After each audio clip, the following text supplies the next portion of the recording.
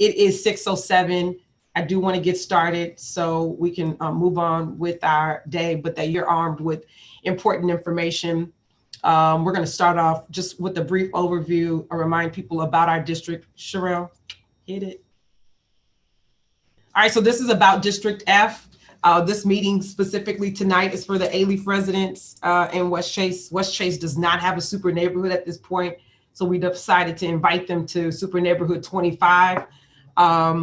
This is our staff contact information. If you are receiving our newsletters, you receive this information. My email is directly there. If you email, reach out to any one of us, you will receive a response. But this is also some information about the overall district and not just Alief or Westchase specifically, but just to have some idea about our demographics, the community we're working in, and some of our needs, and about the super neighborhood. And so a lot of people are not familiar with super neighborhood, with the structure. Some are, many of you are active members, but the super neighborhood was created and it's part of the city charter in 2000 by then Mayor Lee Brown, as a way for community members to inform the city about planning needs, priorities in community. And so in District F, we have 3, 17, 20, and 25. If you live in the Alief area, you are designated to the Super Neighborhood 25. And from the City Council office, this is the only, well, actually from the city, super neighborhoods are the only designated acknowledged organization to connect back to the city. So this is what is important. And I think we have a raised hand. We're going to work through some of these slides, and then we're going to acknowledge your question. So next.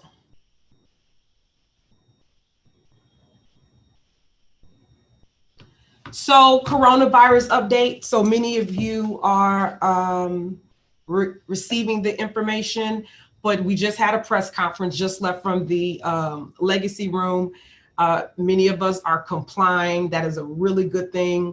The order that was issued from Harris County Judge Lena Hidalgo is through April 3rd. There was a lot of question around what's the order, what's the difference between the stay-at-home order or the shelter-in-place or the governor.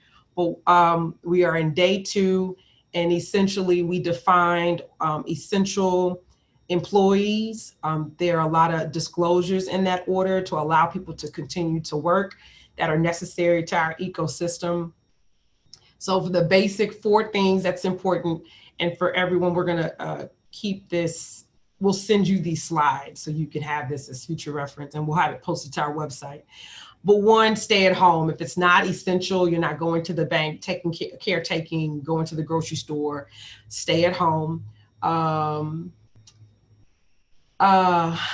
The order will be extended if necessary. We're going to case by case, and we will revisit April 3rd. The city of Houston will continue to offer core services. So a lot of times people have said, oh, shut the city down. The city is being shut down, and it's not. So the business of the city continues. That's why it was important for us to hold these dates that were promoted in January. And matter of fact, the day that our direct mail piece went to mailboxes, that's the day that we closed. Matter of fact, that the piece was printed, that's the day that we shut down and canceled the rodeo. So in an effort of innovation, in the spirit of innovation, the printer put a sticker on that many of y'all received, and that's why we are virtual, so we can hold the date, keep the momentum of the work that we've been doing, because the city services have not stopped. Now, the services in terms of the library, because of public engagement, has been limited through the month of April. And employees, their work has been redirected to other services. And employees are able to work from home. They complete a form. There's been a lot of conversation about why are city employees essential, because our trash service all of those things that has to continue, because this is unlike Harvey, where there was water and a barrier in order for people to actually move around. We can actually move around the city and there's no limit to that. It's really the public engagement. So just to clarify some of that. And then social distancing, all of us have heard this over and over, and I'm sure when 2020 is over, we will never want to repeat this word again, but really in order to blunt the impact of this, we have to create space. Sherelle, our chief of staff, is in her office down the hall. Our staff members are working from home virtually, and we're continuing the work until we get over this hump. Next slide. So as of March 25th, so I just want to give context to these numbers. Every day council is briefed on what's happening from the state, the county, particularly with our sites in the city. We just started receiving some of the private testing information to incorporate. And as of last night, this is where we stand. Today it was announced at the press conference about an hour ago that we did have a casualty. She was 60 years old, and her infection from coronavirus was directly related to an international trip that we were able to identify. So, you know, when you look at a New York and when you look at a California, when you look at other cases that are being reported throughout the news cycle, this is where where we stand, and we knew that there would be a peak. We do expect more. Currently, we do have hospital beds available, and we are encouraging people. That's why part of the order was to pause elective surgeries, all of those things that are not essential, so we can have those bedrooms, those hospital rooms available. I believe Sunday, Governor Abbott also presented an executive order that allowed fourth-year nursing students to practice if necessary, allowed retired nurses to come out of retirement in the case that we need to scale up our medical staff. And that order also included field hospital operations, university gyms, spaces available if necessary. And so that order is also, that language is also included. So just in case we need to scale up, we will have availability to do so. And we're going to try to get to, I'm going to try to get to y'all's questions. I see some of them. Okay, next slide. Okay, so essential activities. If you read the order, there are a lot of essential activities, and we followed the federal standards of the industries that they define as essential. Sorry, dismiss all. Yes, dismiss. Essentially, you can go to the grocery store, the bank, you can go to the park. We're just asking you to not touch the playgrounds or have your children too close to each other. The playgrounds and all of that equipment should be limited. They began limiting that equipment throughout the county yesterday. And I got some text messages like, the playgrounds are still open. The county is the largest in the state of Texas. It's going to take us some time to get to every facility. But, you know, if we can just be good neighbors when you go and take a walk, and I took a walk last night in my neighborhood just to remind people to keep space. And my neighbors, I saw them distancing and they were separate from each other. So I believe that all of us are doing our part. And if we see someone that's not, please encourage them. I got some messages around a few construction workers still continuing their work, and they were, you know, really too close to each other. So we're working to communicate that out. So yes, if you are a caretaker, can you take care of your family? Yes. If you need to ride the Metro to get to work because you're an essential worker, yes. Metro is still open. Metro is suspending fees. You can now enter through the back of the bus in order to not come in contact with the driver. The buses are being cleaned. And the schedule for the routes are altered in order to make space for the cleaning time. The seats have also been limited to 50. So we're doing everything we can. I know there have been some questions about why don't we limit our public transportation, but we have to understand that many of the people that work in our food service industry, the restaurant industry, you know, medical service, getting to the TMC, Metro is a part of their primary. Carla, I see you. Did you have their transportation. So that's what we're working with Metro, and they're doing their very best. And we'll share that press conference on what their press release on what they're doing in with Metro in the buses to make sure that they're sanitary, they're clean, and they're safe for people to continue to use. Okay, next slide. So these are just the industry areas where what's identified as essential.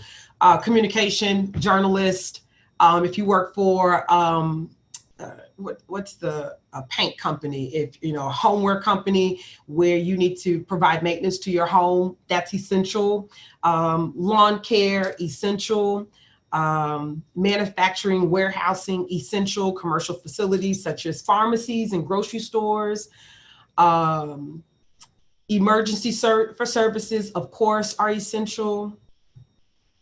Financial, we talked about banks, we talked about food and agriculture. One of the reasons why the county judge and the mayor is stressing that we know not to panic is because there is no interruption in our food supply.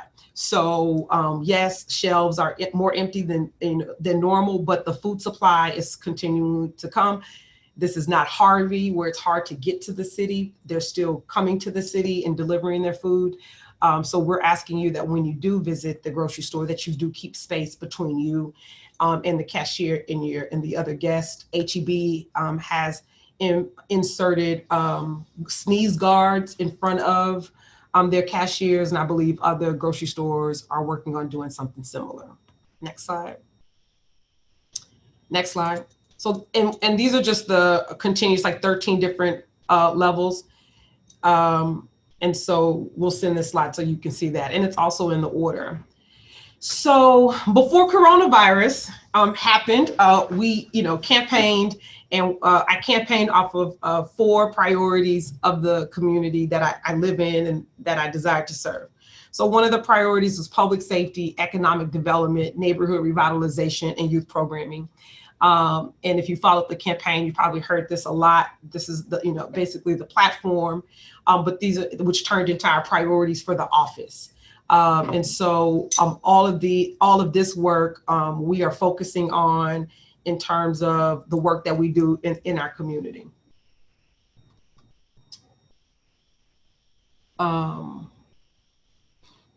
Okay, so what we've been hearing about District F residents' concerns, streets, drainage, beautification, illegal dumping, crime, trafficking.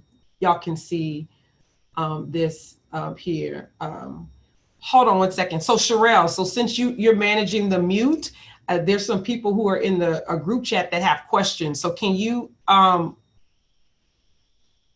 unmute them so they can ask their question? Right, but you need to let them know who's up next. So, all right, who's next? There was a question?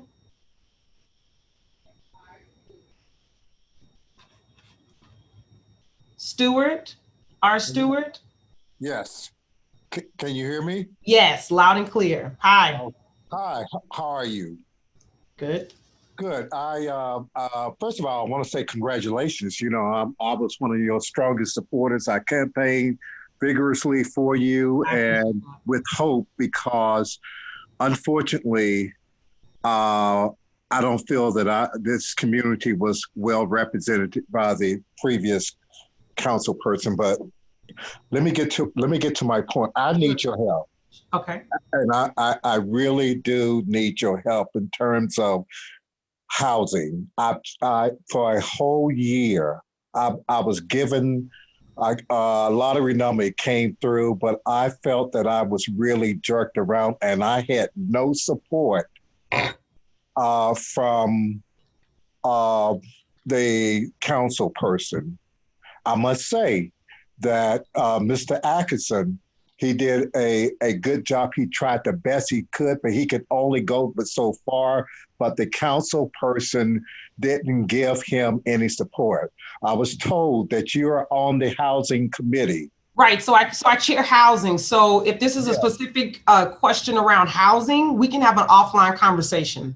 Because that's a full dialogue, and it sounds like we need to spend some time together. So you can kind of lay out. Right. So if you would just allow me to follow up, and then my staff is in the chat room. And so if y'all can make note of Mr. Stewart's, and then if you can put your email in the chat room, then we will follow up and get on calendar. Can you Yes, allow me to do that? I've been trying for a month to get an audience with you. I don't know. I have meetings all the time. So yeah, I understand, but you know, and I specifically I followed the directions.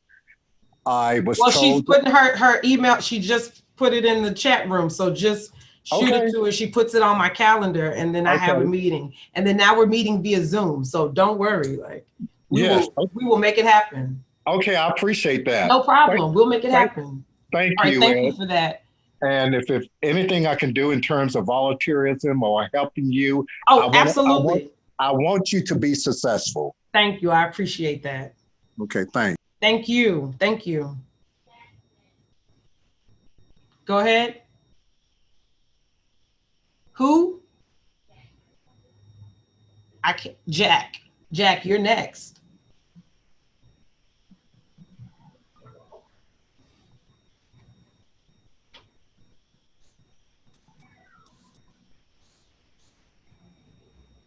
Okay, I don't hear anything, so I'm going to go ahead and move on. So the overall residents' concerns that I've heard, and not only that I've heard, but that I experienced because I live there too, kind of take place in these little pockets, right? And there's some dotted lines to this, of course, but these are just the primary things that we've been working on immediately once we came into office. Next slide. So there's two ways for us to respond to these issues, right? So as Mr. Stewart mentioned earlier, I do chair Housing and Community Affairs. Under the HCA committee is our Solid Waste Department, Housing, Homelessness, and Veterans. And then there's a dotted line to Complete Communities, which we are a complete community, which is really maintained through planning. Excuse me, through the mayor's office and planning, but there's a dotted line to this work. So council district service funds. Every fiscal year, and our fiscal year runs through July 1 to June 30th, council offices receive $750,000. And then you can see that in the PowerPoint slide. Now, $250,000, we designate that as general funds. 500,000 of those funds come from Metro. That directly is tied to our sidewalks, any type of speed bump repair, all of that comes out of Metro funds. So when I was sworn in, I inherited $121,000 of funds remaining from the capital, our CDSF funds, general operating funds. That allowed us to initiate projects in fiscal year 20. So we're currently in fiscal year 20. July 1 begins fiscal year 21. So we requested from every super neighborhood and HOAs, all the contacts we had, if there were any projects that were not adopted in the past, for them to send them up so we can initiate now, create our budget, work with departments to make some things happen. And we did that. And the deadline for that was February 2nd. And we're going to go through some of those projects. So because there is no way for me to possibly know everything in terms of community needs, we created a form, a universal form that will allow residents, HOA, civic clubs to self-identify projects that we can then prioritize in a level of importance. And so Sherelle's going to show you, we're going to come back to this funding project slide, but Sherelle's going to show you what that slide is. So this is the process before we show you the form. This is the process of how it happens. My understanding before becoming elected, but a lot of times projects would happen in community and it was never really clear on the process. And I think if we can educate and inform people on the process of getting these funds and these projects, we can be more organized and more strategic in our work in the district and really see some of the changes. So initially you receive the project request. If it's more than $15,000, we need to then work with the city department that it relates to. For instance, if it's parks, if it's public works, if it's solid waste, whatever it is, we coordinate with them. They agree or disagree, or say, one, what's the timeline for that? And that's the questions I'm asking for all projects when we do initiate with departments, because I want to be able to come back to you and let you know when you can expect the start of this. Secondly, what's the timeline? And this is the cost. Because when you really look at the cost of the projects, we really don't have a lot of discretionary funds. So we have to be very thoughtful about what we're doing. So then we meet with the departments, we get the okay, they allocate staff to the project, it goes to legal. And this takes us a process. It goes to legal. They approve that project aligns with the funds. And then once the mayor signs off on it, and typically once it's gone through legal and it's clear, the mayor's office approves, then we get started. And what I anticipate doing is that with our projects, and we're going to walk through some of them in Super Neighborhood 25 in the Alief area, presenting y'all with updates. And if you're on the newsletter, we've been putting photos of before and after. We're going to communicate more thoughtfully about timelines, what to expect, especially when we go through our panel replacement project with certain streets and redesigns of streets and medians. All right, so if you can click the, Cheryl, click the CDSF form. So we created a universal document that will be on our council page website. And that document will allow y'all, you can put all the information in the intersection or whatever it is, how much you expect it to cost, even though we'll verify. And then we're going to have a one central location with all of this information will be. And it's a Google Doc. And it's just asking you your name, your phone number, your contact information. And the reason why that's important is because sometimes HOAs submit CDSF fund, seek for requests such as speed bumps. And if a resident's calling and an HOA is calling, it's an opportunity for us to make sure that we're not double stepping each other. So we'll ask the amount requested. It's not mandatory. We will confirm that internally. Amount of funds that you're asking. Sometimes, for instance, Super Neighborhood 25 works together for the Empty Shelter Project. And that's something that we will be partnering with Super Neighborhood 25 to make sure that these pets are spaded and neutered, because we do have a pet problem in the district. And we want to make sure that those owners have an opportunity to take advantage of this resource at no cost.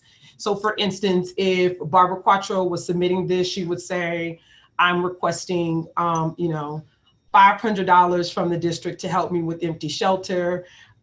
This is what the whole project is going to cost completely. It's going to cost us $20,000.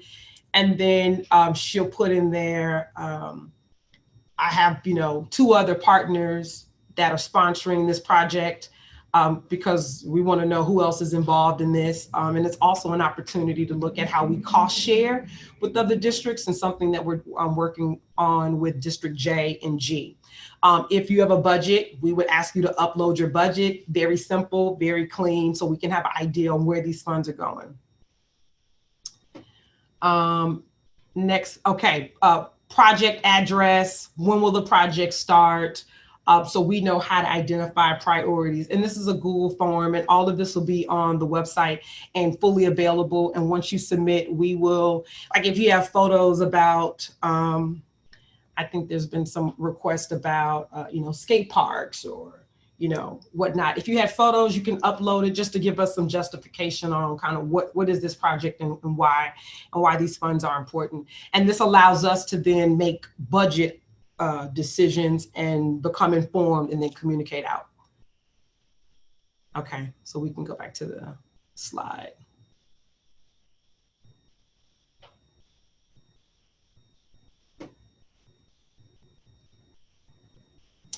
Okay, so here are the current CDSF projects that are happening in Super Neighborhood 25. High Star and Bugle. How many of y'all drive down High Star? Oh my God, oh my God. the worst. And so that's currently in process right now. And that's with the Houston Public Works Department. Park Glen has submitted their request for speed cushions. That has been approved. And we're currently waiting on the timeline on when they can expect that to be completed. Senate and Clairwood, pavement repair, and that's in process. And April 2020 is the expected year for that to be initiated. Next slide. So this is just for those who are in the Park Glen West area. We've identified where all the speed cushions will go. And for every project, we will then share back out to community what it will look like, the image, all of that, so everyone can see, so you can share with your neighbors if necessary. So High Star and Bugle, the concrete replacement, that's the photo, so that's gonna happen. And then Senate and Clairwood, we know exactly where that's at. So that's gonna be replaced. Now, we were scheduled to have our capital improvement project meeting, I think last Tuesday or so.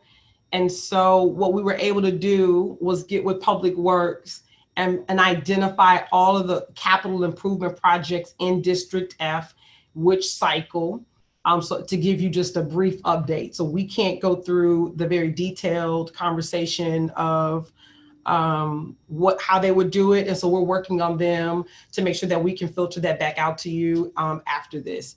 But as you're fully aware, hopefully all of y'all on this call are aware that the Alief Neighborhood Center, the ACC, otherwise known as the Quillian, the old Quillian, it is officially locked up and they are starting demolition. We actually had a April 18th demolition celebration event. The mayor was going to join, and we have reserved 50 bricks for residents if they're interested in having one. So if you're interested in keeping your commemorative gift, brick, definitely shoot us an email and we'll do that.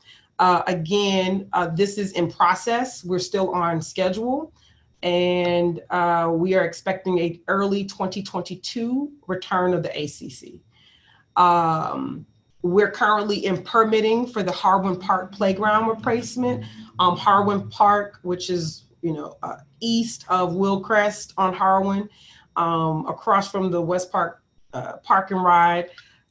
Beautiful trees. It's definitely transformed, and it was time for some new playground equipment. So that is coming. It's currently in permitting. Boone Park, that equipment has been replaced in 2019.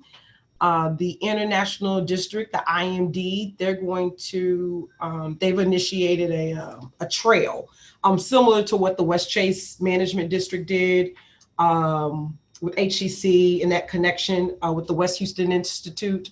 And that's currently in the planning, it's with the planning department, and that's in process. I need to get confirmation and clarity on the Stroud project, because there are many Stroud streets in Alief. And so I'm not clear on which project this is and which subdivision, but we're going to circle back with you. And I think it's also good to note that the West Side Command Center on Derry Ashford, that they're getting a foundation replacement. That building has gone through a lot. So we're also enhancing city buildings, city assets as well. Next slide. All right, so this is just a high level reminder about the Alief Community Center, the cost. We are currently out of design. They are in demolition. So that needs to be changed. Okay, next. And then a special note, one of the architect designers for EYP, the firm, is actually my neighbor and lives in Alief. So I think that's important to share, that someone local is working on this project. Y'all are familiar with Harwin Park. The cost of the playground, it's a little less than $500,000, which is a great investment for that community. You can drive by Harwin Park on any day and see families and friends. I mean, soccer, baseball games. It is at full capacity, and we want our parks to continue to be used. Next slide. Boone Park, that's been replaced early this spring, so that's done. And these are all considered capital improvements. So which brings us to our fiscal 21 year, and fiscal 21 begins July 1. So one of the things that I wanted to talk to y'all about, and this might be an opportunity for discussion, is about how we use our council district service funds. So we only received $750,000, 500,000 of that is designated for particular projects. So what I would like to offer is that we have a real issue with illegal dumping in our area. And while running, I would receive messages from people from our website about some of the things that's missing in District F, and beautification came up often. I literally drive, going home, I see the same couch and trash just there all the time. So a hot team, District K and District B utilizes hot teams. And essentially, this is a team of 3 or 4. And then if we see illegal dumping, trash, bandit signs, Mike buys houses, all of that stuff, that's all illegal and against ordinances. And so this team will be specifically for District F. And there will be a communication channel for you, for your organization to request their services. And it will be picked up within 72 hours, easily. And so we haven't had that type of attention. So a cost for that team is $125 with 3 full-time workers and a supervisor. And that will allow us to, one, identify some bad actors and really clean up our neighborhood in a quick fashion. In the past administration, just to give you some context on what was being done in the past administration would subsidize the HPD major crimes division, and within the HPD major crimes division, there's an environmental task force or division, and so they would supplement roughly $20,000 of overtime, where they would then pick up, or whatever illegal dumping, similar process. However, this was in addition to their primary work. This was not a full-time deal. So after meeting with both and having a discussion with solid waste and the team, my inclination and what I would like to do is designate a hot team specifically for District F. So this is what the hot team does not do. It does not give us any type of citation power. So with that, I've been in conversation with the Department of Neighborhoods to identify a code enforcement officer specifically for District F. So we can then move the process with citation. And that happens within the Department of Neighborhood office. So that's in process. We're working on numbers. I'll be able to share that. But why I think this is important is because we'll see some immediate changes in our neighborhood. And we'll have the targeted, focused attention on District F to pick this trash up. And to citate people who are bad actors in some of those businesses, those commercial projects, that they're bad actors as well, right? And we want to be able to support people and give people some value and some quality of life in their neighborhood. No one deserves to have to drive past mattresses all the time. So I just want to let you know that that's what we plan on offering for fiscal 21 and how we use our funds. So hopefully most of y'all received the mailer, and we're going to do pop-ups every 5th Saturday of the year. The March was clearly canceled and rescheduled, but every 5th Saturday we want to take one topic based on the 5 priorities and just publicly be available. Grocery store, apartment complex, a bank, and really look at workforce solution, job training, getting our young people summer jobs with the Mayor's Summer Job Program, financial literacy. Many of the people in the area, minimum wage, lower wages, and just a variety of city services that are available. We want to bring back to the community and make people available of what's actually offered. So every 5th Saturday, we plan on offering that. I also heard a lot about community cleanups, and we have identified We requested through the super neighborhood areas of priority. And for super neighborhood 17, West Park and Dairy Ashford. For 20, it's Crossview between Richmond and Westheimer. And then for 25, for us, it's that Boone Road cul-de-sac off A-Leaf Clothing. I don't know if it's West Park, but I know they have one as well. So we're in the process of working with some corporate sponsors to work with us to underwrite these projects, but we're asking you to volunteer with us on that day. You know, we will provide gloves and whatever we need with Keep Beautiful Houston, and they're in support of this. But we're asking each of you to, you know, when we roll out the date, once we get past Corona and all of this, that we take back our neighborhoods and that we do this fairly often as a community. And there's some corporations that they're really interested in partnering with us around neighborhood revitalization. And so we plan on moving forward with that. So I just want to keep that on your radar. And if you can send your, if you're interested specifically in that, we would love to have, you know, neighborhood leads with these projects. And of note, and I think it's important for y'all to know, the Super Neighborhood 25 submitted for a mini grant from LISC. And Super Neighborhood 25, they plan on purchasing some of the equipment. And I believe there's a $2,500 match. So we're asking super neighborhoods that if they have the equipment, the city office can support and other materials and resources. We can get children, all types of neighborhoods, because I believe people will participate if given the opportunity. They just may not know where to start to lead. So, and I know Alan has his hands on a whole bunch of students at Rice. So I really think if we can change the culture in our community, the illegal dumping, the trash, all of that, we will see over time some changes. So those are some community events that we plan on doing in and the People's Pop-Up. Next slide. So as a reminder, everyone should have already received their form for census. You see, I got my census sign with me. I completed my census. It was easy to do. It took me less than 3 minutes. Just want to remind people, if you are a resident in the United States, we're asking you to complete the census. We're going to need these federal funds more now than ever.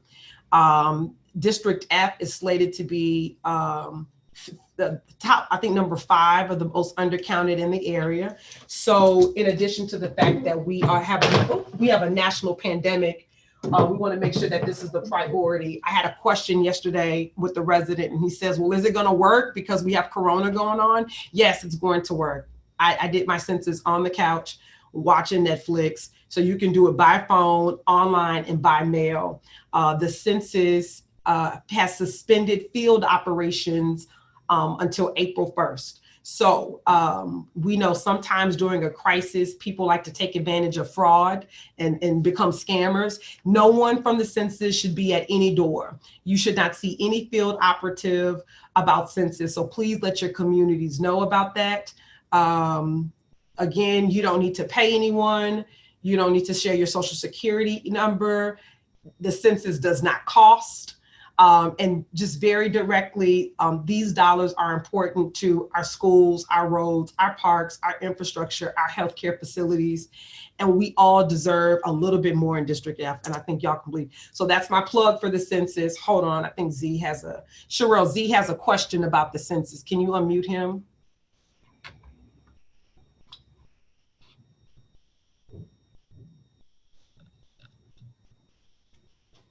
Sherelle, can you unmute him?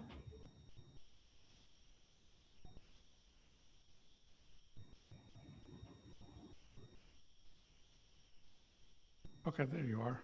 Z, you're unmuted. Go ahead. Thank you so much. One thing I'd like to point out is that some people are taking the census on Facebook, and they're saying, "Oh, get counted on Facebook." No, so I think that there's a confusion going on in the community, and they think, "Oh, I already did this on Facebook and I got counted." So I told them, "No, that's something completely different. It has nothing to do with the government census. There are forms that you should have received. Fill out those forms." So I think we need to thanks for sharing. Aware of this this issue with Facebook. Absolutely. Thanks for sharing that. And particularly for the younger generation that we are, the generation Z, X, elemental P, Q, whatever. We need all of them counted. And we know that they're, it's digital. Everything is digital, and they think they could just do everything from their phone, and they can do this by their phone. We want to make sure it's the .gov and not the .org or the .com. So thanks for saying that. And we'll make sure that we do put some notes in the newsletter about that and share. Next slide.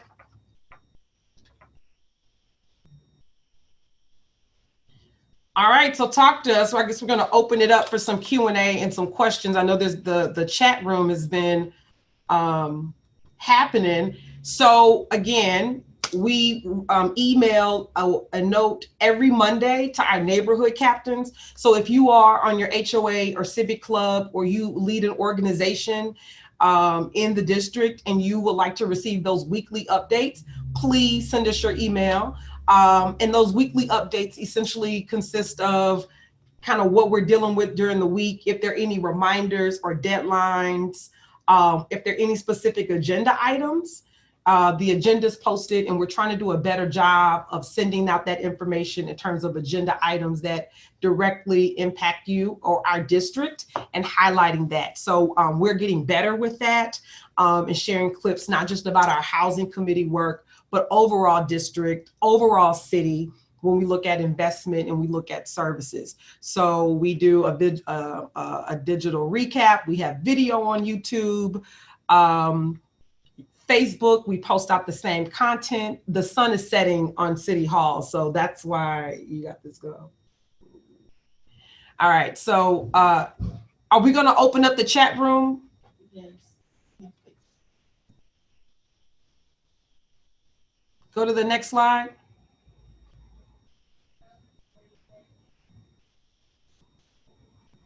All right, so here's our contact information on the front slide and in the newsletter. Our contact is direct. You can, feel free to email me, it's fine. I will copy Sherelle or a staff member that's directly working with that work, but you can feel free to email me, that is fine. So I think, so we have some questions. Who's managing the questions? Sherelle, is that you? Okay, go ahead.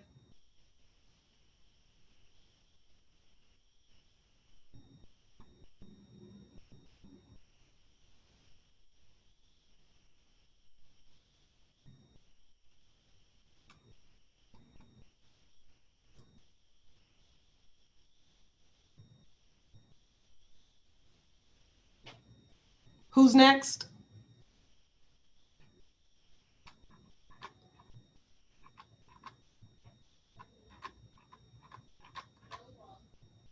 Joe Walton. All right. Hi, Joe.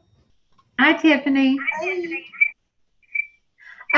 I had put a question out there about the stray dogs.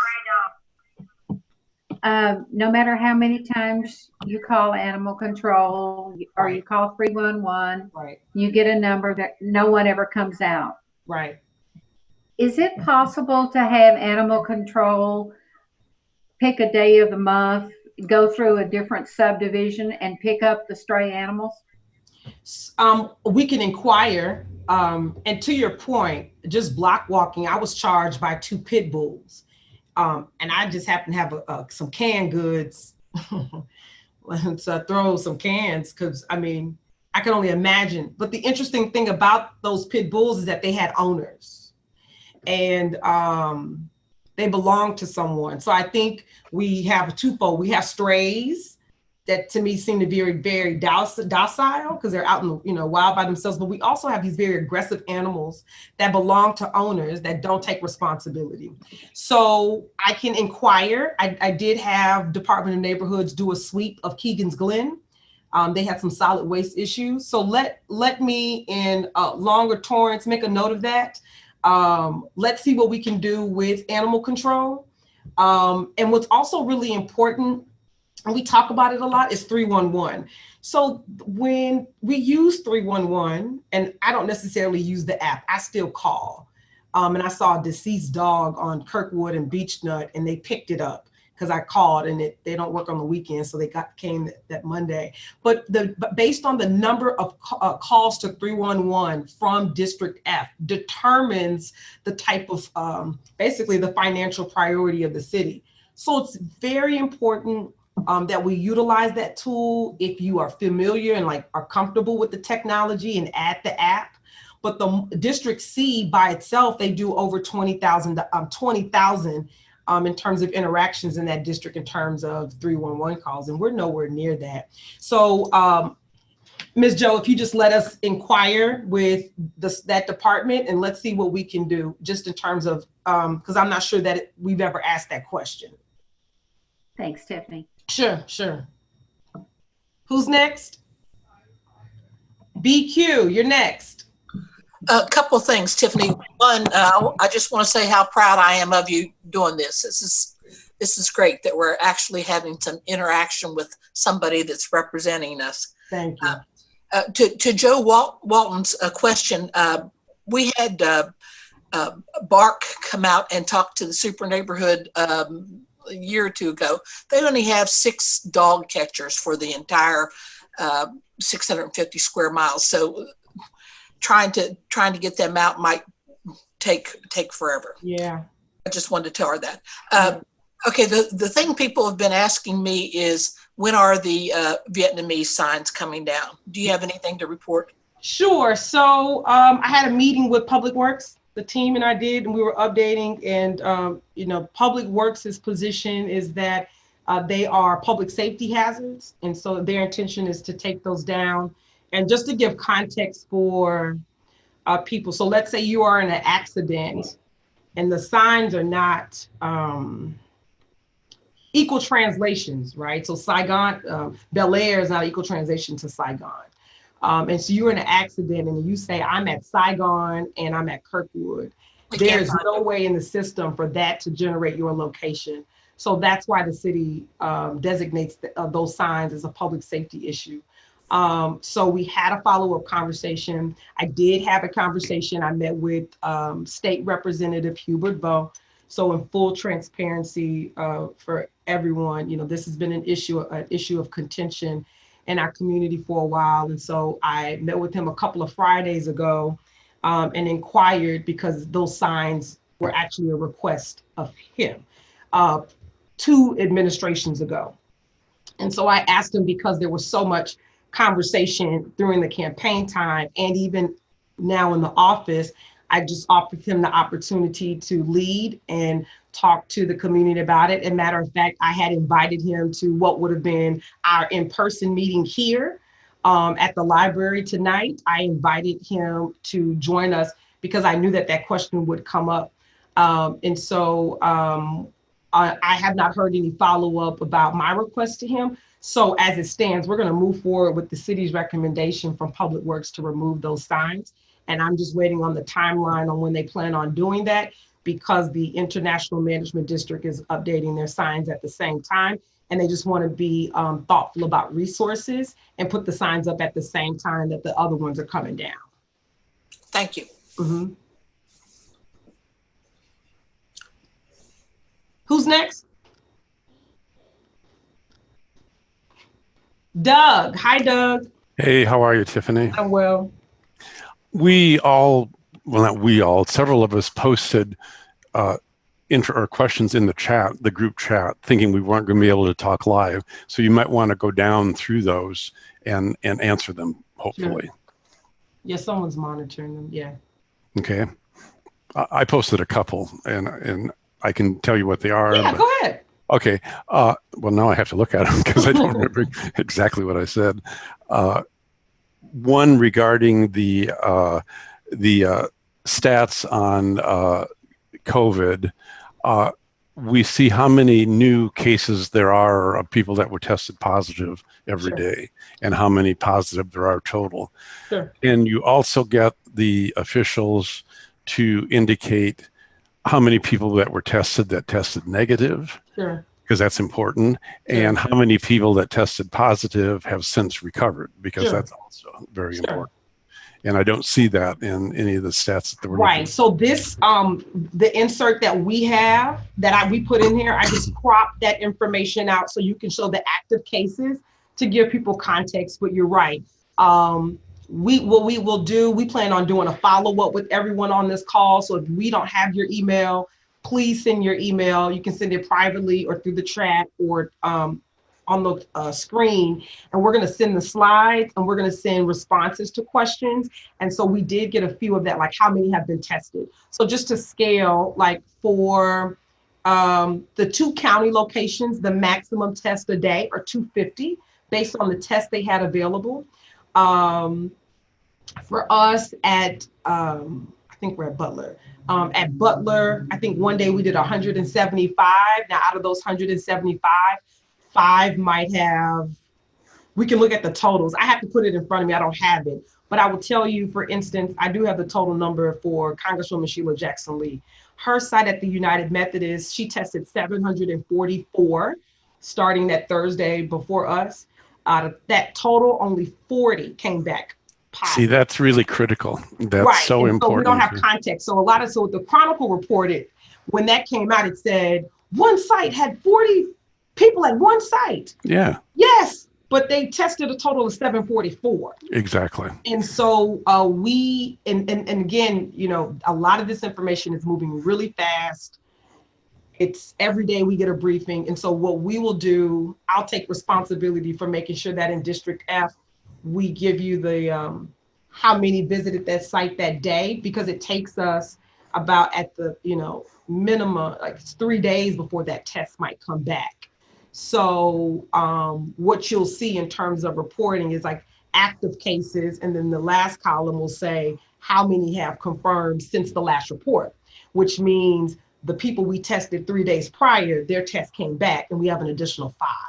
And how many, again, how many were tested that day? Correct. And so we can provide that information. I was just extracting what's in our briefing. Yeah, okay. But just to give you an idea of how many people are being tested, that, we're actively doing this because the governor issued that state declaration. We are the 6th state to be approved for federal relief. And so because of that state declaration, that's how the city of Houston will be receiving the next batch of federal supplies. So we do anticipate more testing, of course. And we have now opened it up, but just for everyone on the call, the 2 sites are not the only places you can get tested.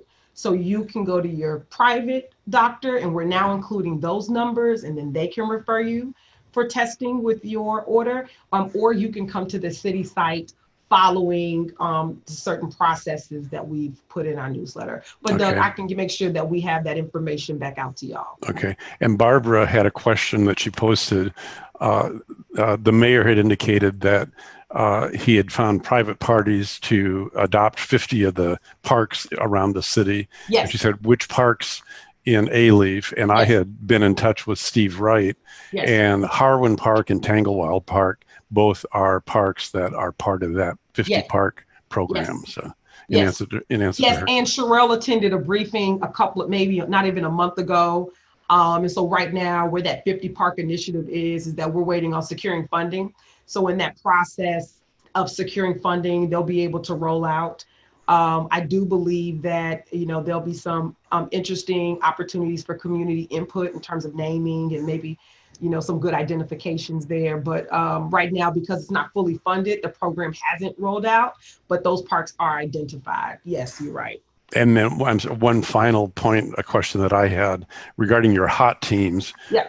Can you look at the possibility of getting private entity bids to do that work, because it might be a lot less expensive than having city employees? That's on the very high end. It's not. That's at the most. So that is expensive. It's not 125. So what Solid Waste does, because it runs point out of their department, they're just designated to our office.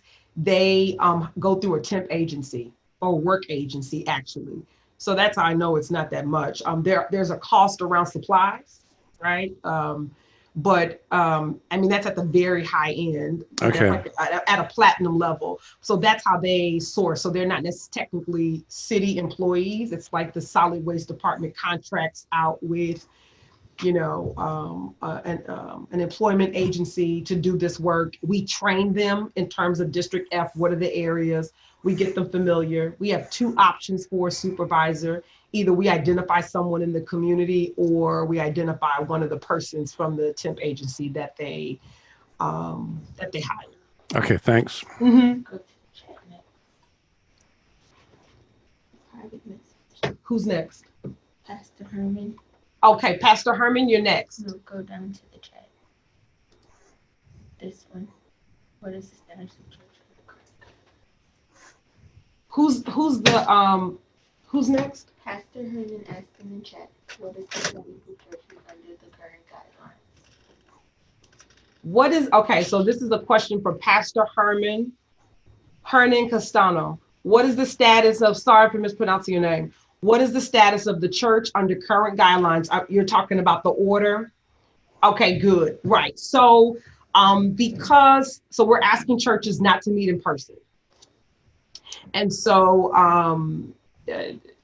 any activity through April 3rd until we get a handle on this. So live stream, phone, all of that is completely open and available, but we're asking, and I had to beg my daddy not to go to church. And I'm like, Daddy, please don't go. And he's just like, what's the problem? It's just 5 of us. No, but we don't know who has what, right? So I know that's a very hard thing to do. It's a part of people's weekly constitution. It's a part of their practice. And I like going to breakfast every Saturday morning and I can't do it. So I just think that until we get through April 3rd, we're asking for our faith leaders to take advantage of the technology so people can participate and go live. And at the mayor's conference today, he had a meeting with the pastor of Second Baptist, Dr. Young, and they said they went live for one of the first time, and they had 93,000 people view their service, which was a large number. That's not what's typical. So I think we might see the benefit, and you might be able to introduce people to your community by participating on the internet and taking advantage of these services. And so we know it's restrictive. We know when people physically go to church, they physically give. And so we are, as a community, encouraging them to continue that practice. Thank you. Anna Banna. Yeah, hey, Tiffany. Quick question for you. So it seems like everything with COVID right now, everything is scarce. It seems like testing kits are scarce, medical equipment is scarce. I am just wondering what the status is of testing kits right now, because I feel like those numbers are skewed until we get like a sufficient amount of testing kits. And then also we have the largest medical community in the world. So what is the status of us getting medical equipment that's sufficient for our medical community? So very good question. So yes, the numbers, and to Doug's point, and I think he somewhat raised this too. So because it takes so many days, 3 or 4 days to receive the result back, the number that's actively reported, it's not necessarily what's been tested. That's why he's asking for how many have been tested in comparison to what's coming back positive. And so we are actually ready from a city site perspective to stand up our next location with the declaration from the governor and the president accepting that. And that's why it was important for the city to have that disaster resolution that the mayor enacted and council approved the indefinite extension when we shut down the rodeo, is to position ourselves for those federal funds. So the testing materials are on its way. We actually received a shipment today. The Asia Chamber of Commerce, phenomenal work, over close to $42,000 in in-kind materials to our first responders, our medical professionals. So, and then also we had Farouk Shami, founder of the Chi Iron. He made a substantial donation to the city in response to that need. So currently what we're doing, because the need is so great, we are bidding out supplies to private industry. And so to the mayor's point, he mentioned earlier, an N95 mask before Corona was 50 cents. Today in the market, it's $5. Wow. Okay? Yesterday, it was $4. So it's $2 million just for that, right? So so we are in the marketplace, we are bidding. Today there was a vendor that said we can't honor your bid because it's no longer $4, it's $5.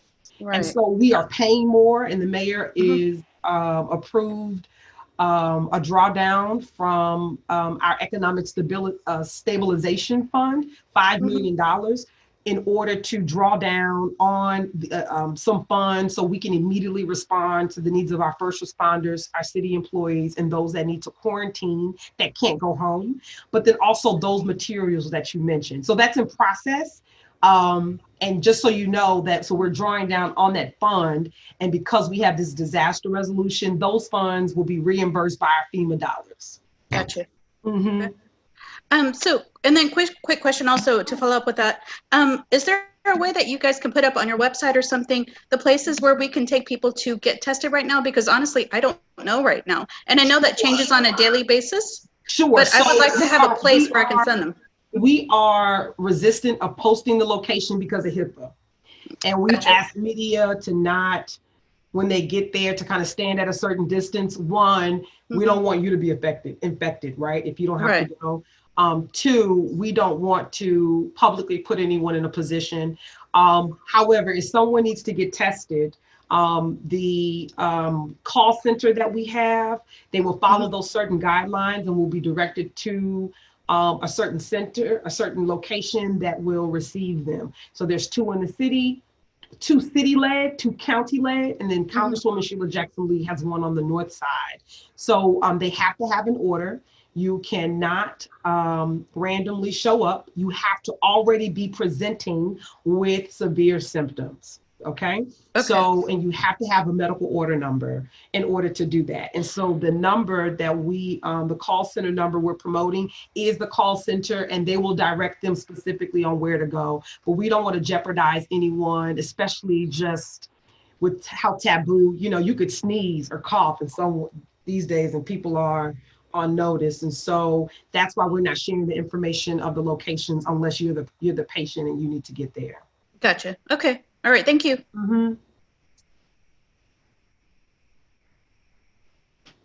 Jack W wants to know if Tracy G is open. All activities are suspended until April 3rd, and they advise no one coming to the office. Okay, so Mr. Jack, you had a question about Tracy G. Yes, Tracy G is closed. There should be no activity happening at Tracy G.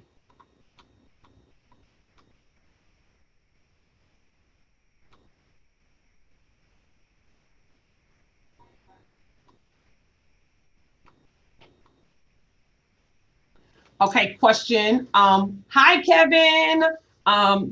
So I had some notes, and Kevin brings up a good question about, and then Karen, I see your note as well, and we're gonna note that. So we talked about the hot team, we talked about Corona. I wanted to give clarifying points around the construction industry. I was actually picking up a lunch order at Subway on Bel Air, right around the corner from the house. And I noticed some construction workers were very close to each other. I actually received an email today from not a District F constituent, but I was on Houston Matters radio show. And I asked the construction industry to draft a press release or the guidelines and the order to share with our Spanish speaking brothers and sisters that are essential staff.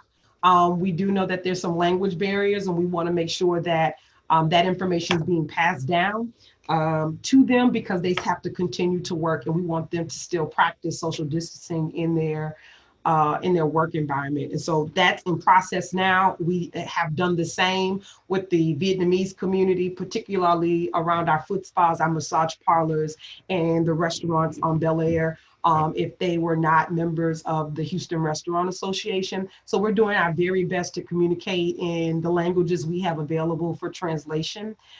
If you see a business or a group or a center that's not in compliance, and I will tell you, I believe that most of us are in compliance, call 311. HPD and the fire department, they're looking for compliance. We don't want to take anyone's permit. We do want to keep people healthy though.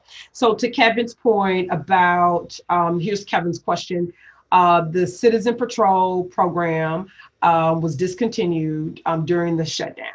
Any chance that this will be reconsidered? We use a placard on the car, so we're clearly identifiable to residents and police alike, and I worry that crime isn't going to abide by the lockdown. And Citizen Patrol does deter bad guys. What do you think? So I did get your email, Kevin. I did get your email, and I reached out to Captain Fallhaber of Westside, just to your point, to inquire about what's going on with the crime situation in our district. I'm waiting on Midwest to respond to the same inquiry. So every week they produce a crime report. So since we've been on our restrictions from the city and our official lockdown, nonviolent crime has decreased 27%. When we say nonviolent crime, that's burglaries, theft, auto, all of that has gone down 27%. Violent crime has gone down 25%. That's murder, sex crimes, robbery, and aggravated assaults. So since we're talking April 3rd, which is 7 days away or so, 10 days away, I would like to keep you and Callie healthy. So I would ask that you would not put yourself in any type of position of being out in the public if you don't have to, and that once we get through this order, then I'm sure that program and project will turn right back on. And I hope to receive the same good news about crime decreasing in our area in the Midwest. HPD in that zone for Super Neighborhood 20 as well. So just to let you know, and I did get another email from a resident inquiring about crime. So criminals are scared of Corona too. so that's a good thing. Okay, Miss Karen. Oh, she just put a note in the group. Okay. Jack had a question. Are apartment and condo swimming pools closed per the order? And are there city, county pool closing signs available? These signs are used for closure on fences for pools. So yes, apartment and condo swimming pools are closed, including the gyms and the community area. The Houston Apartment Association, Andy T sent out an email not too long ago, and some of that language we included in our newsletter. And so they've limited that common space at all of the apartments and gyms and whatnot. So the county, what they're doing, since the county is very large, they're going to the parks and limiting those playgrounds. So I'm not sure if signs are available. We can inquire to see. And so Edie, make a note of that question for the signs particularly, but you can rest assured that the apartments that across that association, that they've limited that common space interaction. Okay.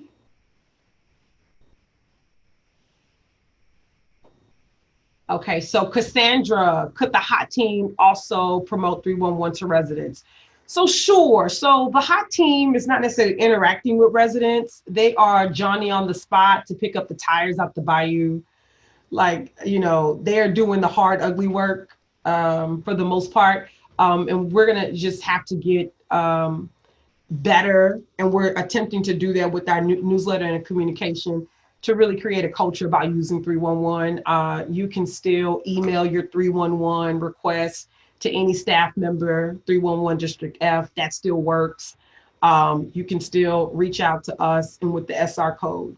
Here's the challenge with 311. When you call and you make your SR number, you might get a note that says resolved or closed. And you say, well, if my issue's not solved, why is this closed? What closed means on 311 is that they have transitioned your issue. They have routed it to the appropriate department, but those two don't always translate at the same time. And so we are working through that to communicate. And so one of the things that we've been in practice of and will continue to do is that we have 311 forms, hard copy forms. So when you see any member of this office at a community event, we will have a hard copy form, and you can complete that in your language of preference, and we will translate that back in the office, and we will put that together. You'll be amazed how many people see an issue. They don't do the app. I don't do the app personally. I call. How many people will complete the form, and we've had a lot of great responses around that. People completing it in Spanish, and we get it done, and we get it logged, and we start tracking that. So I think once Corona's over and we're back in the community, it'll be a part of the practice. And if super neighborhoods would like to have copies of those forms, and y'all just scan them back to us, we would do that as well. But we really want to change the culture and promote it to let people know that it's very safe and comfortable to communicate your issue. And you can always call. We have Spanish speaking, we have Vietnamese, and we can always have a translator at the Department of Neighborhoods if the language is not represented.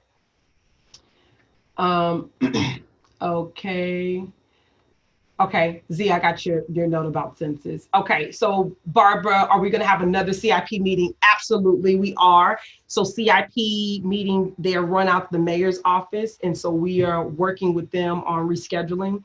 Right now, the priority is how do we turn the page of Corona?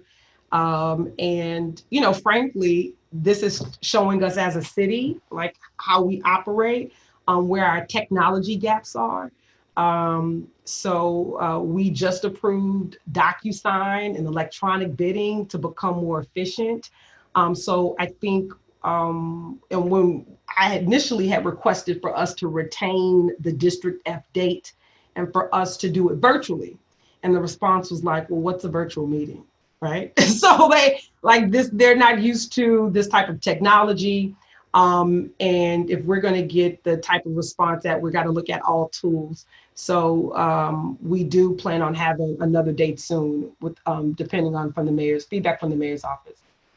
And you'll be able, and so let me also add about CIP. In the past, council members would make recommendations about capital improvement projects that were priority. And sometimes they were pet projects, sometimes they didn't benefit the entire district. And so the city has shifted from that model to more of a data-driven issue based on 311 calls, based on drainage systems, where the bad streets are, all of that. And so meeting with Public Works, we were able to identify our speed bump waiting list. And we have about 4 that's on a waiting list for that. And then also some data-driven decisions about CIP projects in District F. So again, we're waiting on what all of the projects in F will be rolling out, so community can have input about that. So we are working on that. Metro bus stands are very dirty with trash laying around them. You're absolutely correct. We have had a meeting with Metro. Irma Sanchez is on the call. I saw her earlier with Westchase Management District. They're doing some great things with Metro. But to your point, we have to change the culture about our community, right? And some of those bus stands need to be enhanced. Some of the Metro money we have, that $500,000, we're looking for feedback from y'all to tell us those priority areas where we can enhance those bus stands, where those sidewalks can be improved, where young and old could sit there and feel safe and be protected from the heat and the rain and not have trash overwhelming them. And so those are some of the things that we're looking at. So if you see it, you take a photo and you upload it on the form and say, Richmond and, Dairy Ashford need something, then we could do it. We have $500,000 to do it, right? So it's not like we don't have the funds for those particular projects. Super Neighborhood 25 is big, and we have a lot of the major buses run through the West. You're talking Westheimer, Richmond, Beechnut, Bel Air, and those are major buses, West Park. So we have a lot. And so if y'all can just help us identify those, we can do our very best to make sure that they are enhanced. Hi, Aaron. I know Alief ISD is separate from your duties. Yes, once upon a time they weren't. but I was wondering if the school district was planning continuing teaching in the home.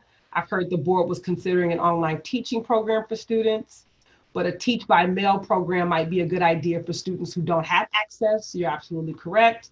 Perhaps a mandatory summer program. Let me know if you have information ongoing. So yes, we do have your information. Our board trustee is on the call. Sherelle, can you unmute AJ Willie?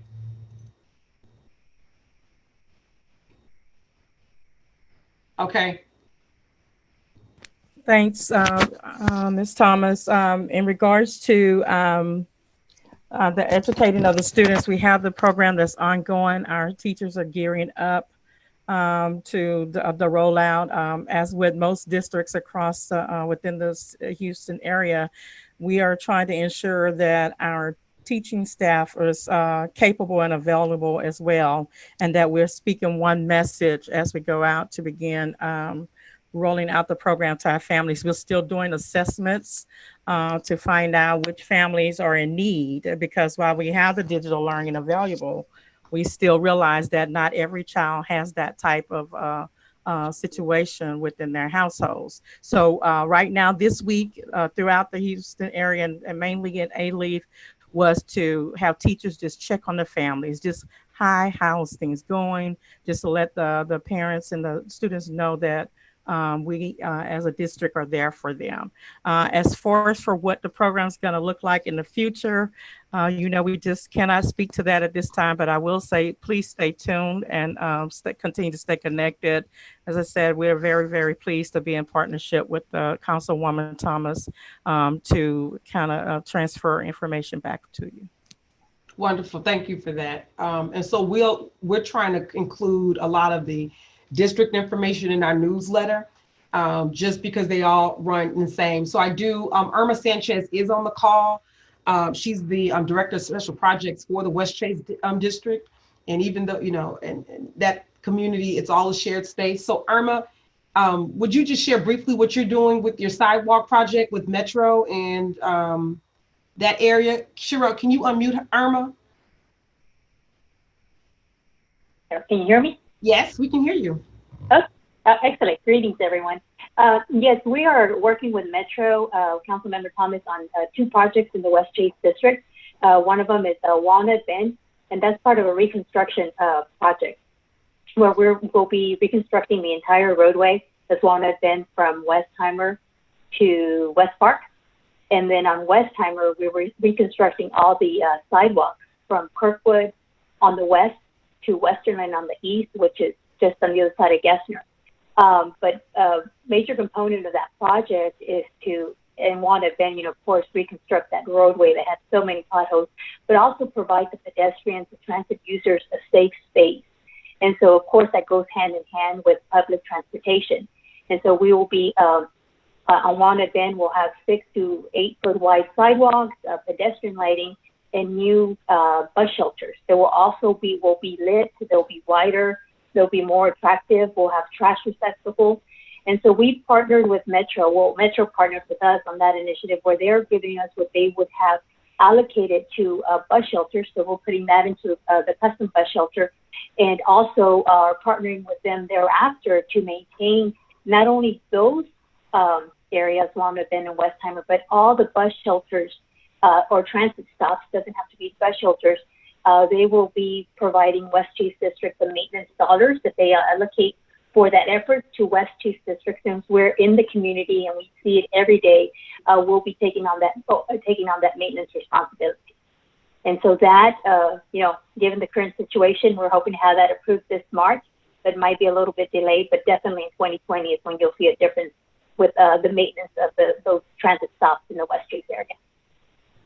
Wonderful. Thanks for sharing that. And so pay attention to some of those beautification projects that they'll have in Westchase. We all live, shop, and work and play together. So that'll be important. I do want to circle back to Jack's question. He had an additional question about how the Westchase Management District interfaces with District F.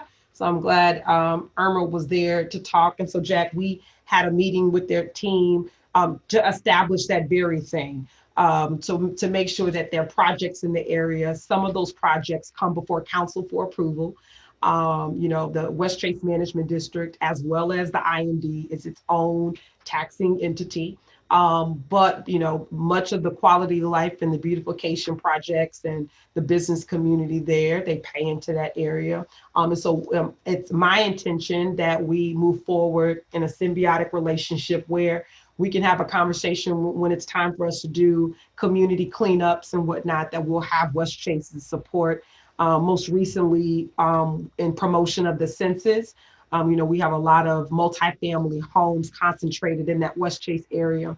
And the census, they were promoting through public art, murals, and working with Westchase, we were able to identify a central location in that area to make sure that our apartment families took advantage of the census. So I just want you to know that we are doing our very best to build alliances and open lines of communication so we can make sure that we're resource sharing and staying in communication. From school district to HOA to management district, we need to be in relationship with everyone. Joe had an additional question about at-large council member dollars. It's not my understanding they receive those same funds as we receive. They don't have the council district service funds. So your district members have those funds. So there's that. And Anna wanted to shout out Alief ISD for doing an awesome job. And Trustee Williams, I might be wrong, but I think I read in the update for those students, to Aaron's point, that don't have access to technology, they are doing mail home assignments. I know the district always has a component or a division about those students that are at home, even they might be special needs or sick or ill and they can't physically, then that service has always been provided to the district. And so they're just continuing that in a different form. And I know, so if y'all are affiliated with any organization or chamber or a business group, if you are willing, you know, the city will accept any type of donation to do those very things. One, respond to the technology digital divide in our district with our low-income families. Even though Comcast, AT&T, and all of our service providers has extended their commitment to work with schools and those children at home, they need the technology and the tools. So if there are donations, I'm sure the district will receive that.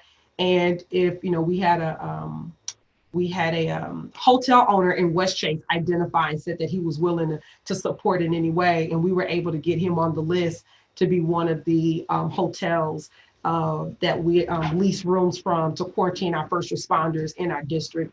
There were a few at 76 on Cook Road that came in contact with a COVID patient. They are not positive, but just in the risk that happens, we will have shelter and a place for them to go in the district. So those are all the questions that we have. It's 7:29. It's been an hour and a half of wonderful community engagement. Thank y'all so much for taking out this time. Your questions are noted. We will follow up. Please send your email. We love the feedback that we receive. We're doing our very best, but we also appreciate your eyes and ears in the community, which really prompts us to respond to certain things that we don't know that's going on. So again, if you think about anything later, feel free to email any member of the staff. I hope all of you stay well, stay healthy, and let us be of service to you, especially during this time. Please expect an email from us on Monday. We will include this PowerPoint and follow-up responses to the questions that were submitted tonight. And so if there aren't any questions, this concludes our first meeting. Yay! District F is no longer forgotten. We're futuristic. Have a good night.